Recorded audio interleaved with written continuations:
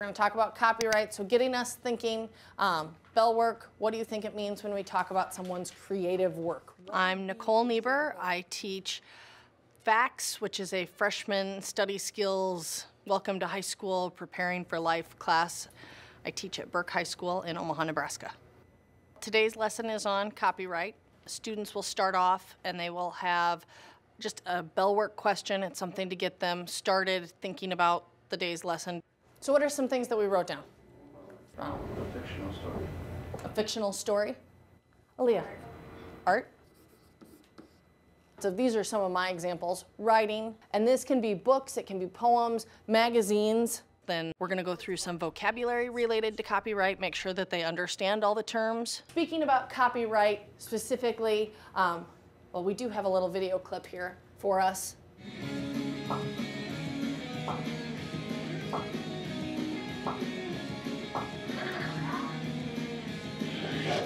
These students as freshmen in high school, they've had to do some sort of a research project where they've used someone else's creative work and they've had to cite their sources.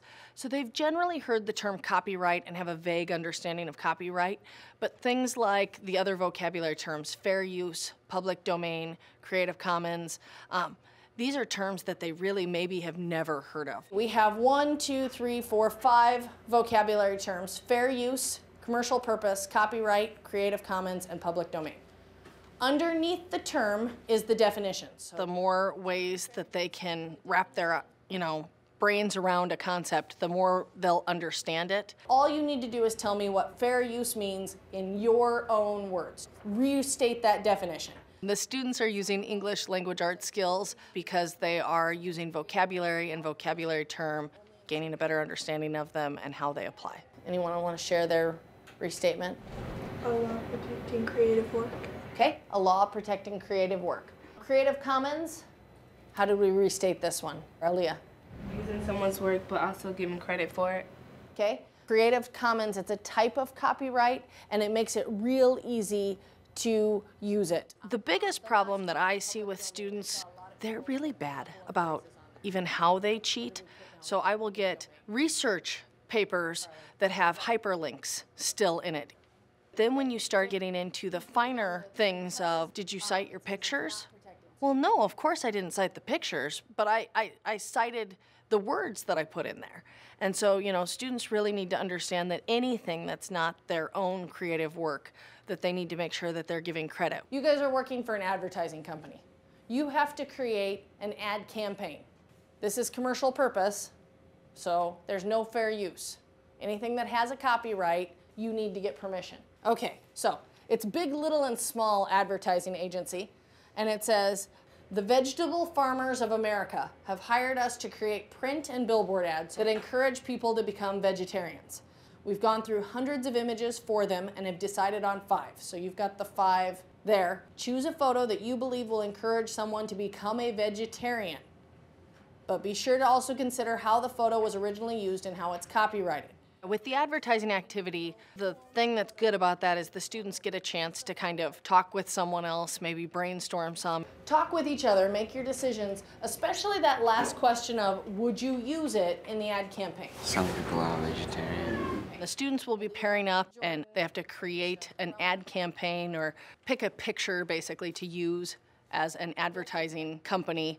So the lesson also meets the English language standard of working in a collaborative group activity. Photo number 4 looks yummy. It's also from a public album on Flickr. The photo was taken and posted by a local chef, and it's listed for commercial use under Creative Commons. Who owns the picture and what's its copyright status? Creative Commons. Creative Commons. Do we know who created the photo? A local chef. Why do you think that a chef might have taken this picture? To bring him into his restaurant. Look at this, doesn't it look yummy and appetizing, and this is how you can prepare it. It's hard for them sometimes to visualize how you could use something and offend someone with using their creative work. If I'm a cattle farmer, would I want my picture to be used in an advertisement saying, don't eat beef? If I'm the chef and I took this picture of my deliciously created beef with the purpose of trying to get you into my restaurant, am I going to be happy to see it being used in a campaign to not eat beef? Maybe not.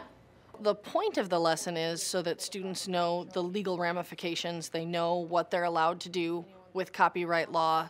They maybe start thinking when they're working with someone else's creative use, what can I do, what can I not do, what they can use and how they can use it within school, and then making sure when they're at home just playing around with their computers that they understand that people's creative works that they're using are protected. I didn't know that you could like get in trouble for taking someone's like song, like if they made it and you didn't like know the person who made it that was famous. I didn't know that you can get in trouble for doing that.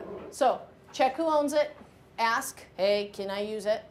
Give credit for your whatever you're using, pay money if need be, and then use it responsibly, thinking about what the person would want. Do you think it's important to give credit and get permission when you're using someone else's work? Show of hands.